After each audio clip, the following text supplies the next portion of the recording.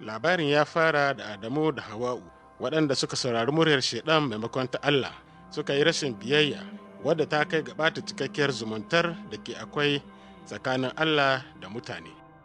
Sun zama masu aikata zunubi na farko da kuma masu mutuwa saboda zunubi. Sun so su ɓoye tsiraicinsu da ganyen itatuwa domin su ɓoye kunyarsu, amma Allah bai ji daɗin irin wannan rufewa ba. Maimakon haka sai Allah ya lullube su da tufafin fatar dabbobi. Allah ne da kansa ya fara hadayar dabba ta fari domin ya kawar da kunyarsu. Adamu da Hawa'u suna da ‘ya'ya biyu, Kayinu da Habila. Kayinu ya yi hadaya ga Allah da kayan gona, amma Habila ya yi hadaya da dabba, ya zubar da jininta.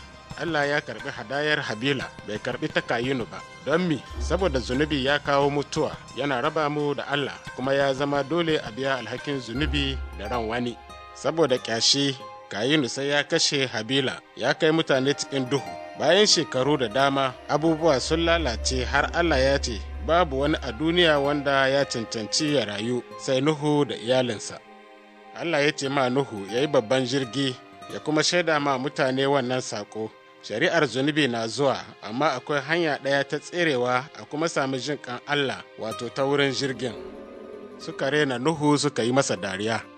Sai da ruwa ya sauko daga sama kuma yana fitowa daga ƙarƙashin ƙasa, mutane ba su shirya ba. Ambaliyar ruwa ta kashe dukan mutane da dabbobi, duniya kuma ta hallaka saboda zunubanta. Nuhu da iyalinsa da dabbobin da Allah ya kawo cikin jirgin kaɗai suka tsira. Sai ga Ibrahim uban ban gaskiya, Ubangiji ya ce masa ya miƙa ɗansa hadaya bisa dutse.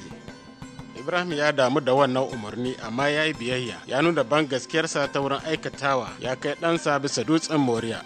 Amma lokacin da Ibrahim zai miƙa ɗansa hadaya, sai Ubangiji ya tsaida shi, ya bayar da ɗan rago maimakon ɗansa. Ragon ya fanshi ya canji ɗansa, jini maimakon jini, rai maimakon rai. Bayan shekaru 400, Ubangiji ya aiko annabi Musa domin ya fitar da ‘yan Isra'ila daga ƙasar Masar. Fir'auna sarkin Masar bai so haka ba, sai Ubangiji ya hore shi da allobai 10. Ga alloba ta ƙarshe sai Allah ya aiko mala'ikan mutuwa don kashe ‘ya'yan fari na Masarawa. Sai dai an umarci jama'a su yanka ɗan rago, su sa jininsa ga bakin ƙofofin gidajensu. In mala'ika ya ga jinin, ya sani kenan an fanshi yaran wannan gida ta wurin hadaya. Dukkan waɗanda suka yi biyayya, ko Yahudawa ko Masarawa, bayi da ‘yantattu, ‘ya'yansu za su tsira. A wannan dare annabcin Musa ya cika, an ji kuka mai tsanani cikin ƙasar Masar, cikin kowane gida da bai karɓi jinƙan Allah ta wurin miƙa hadaya ba. Annabi Musa ya ba jama'a taura inda Allah yake ba da al'ada ta rufe zunubi da kunyar jama'a. Mai laifi zai kawo ɗan rago wurin babban malami domin hadaya, ya ɗora hannuwansa bisansa, shaida zunubansa da kunyarsa sun koma a kan ɗan ragon. Sa'an nan sai a miƙa ɗan ragon hadaya, a zub da jininsa, an rufe zunubansa kenan. Sarki Dauda da annabawa sun gaskata a taura da annabi Musa ya bayar, amma suna shakka ko jinin dabba na iya rufe zunubin mutum ko kuma alamu ne masu nuna abin zai faru a gaba. Annabi Dauda ya yi annabcin wani sarki aikakke daga cikin zuriyar sarki Dauda, wanda zai yi mulki da sarauta, amma kuma zai zama babbar hadaya. Wannan aikakke ba shi da zunubi, mara aibi, mara abin zargi, mara laifi ne, zai sha wahala ya kuma mutu domin ya zama cikakkiyar hadaya, zai zama babbar hadaya. An haifi almasihu cikin garken tumaki saboda babu wuri dominsa. Budurwa ta haife shi, ɗan sarki amma talaka daga zuriyar sarki Dauda. Makiyaya da shehunan gabas suka zo domin su girmama yaron, suka kuma tabbatar cewa shi ne tabbataccen mai zuwan nan, aikakke wanda maganar Allah ta yi alkawali. Almasihu ya yi wa'azin ƙauna, salama da tawali'u, shi mai aikin katako ne da tawali'u kuma hazikin mai koyarwa. Ya damu munafukan malaman addini, waɗanda damuwarsu ita ce al'ada fiye da ƙaunar Allah. Ya warkar da kurame, makafi, guragu da masu aljannu, har ma ya tada matattu. Ba shi da gida na kansa, yana yawo yana koyarwa. Mai neman sauyi yana kiran masu ƙaunar Allah su yi rayuwa cikakkiya. Almasihu ya ce da Allah Ubansa ya nuna ma duniya cewa mahallicin duka yana ƙaunar mu kamar ‘ya'yansa.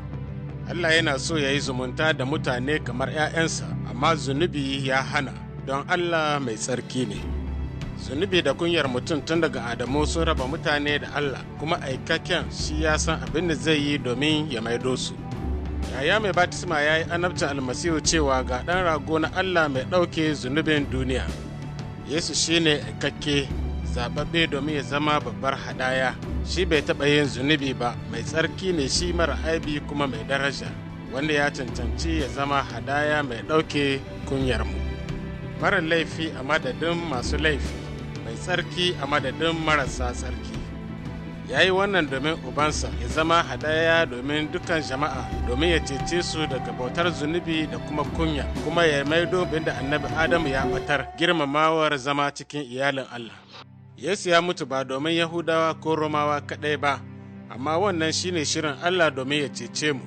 Yesu ya sha kunya ta mutuwa a kan gicce domin ya cika abin da annabawa suka rubuta cewa shine ɗan rago na Allah mai ɗauke zunubin duniya duka. Amma bai tsaya nan ba, bayan kwana 3 Allah ya tada almasihu daga matattu kamar yadda ya yi alkawali, don masu ba da gaskiya gare shi su ma su tashi zuwa ga rai madawwami. Bayan haka Yesu ya yi ma almajiransa alkawali zai sake dawowa, amma a matsayin sarki da mai shari'a. Almasihu kyauta ce ta Allah zuwa ga duniya, domin kada su mutu cikin zunubi su rabu da Allah mai ƙauna. Ta gaskanta hadayar almasihu za su iya komowa ga matsayinsu mai daraja cikin iyalin Allah.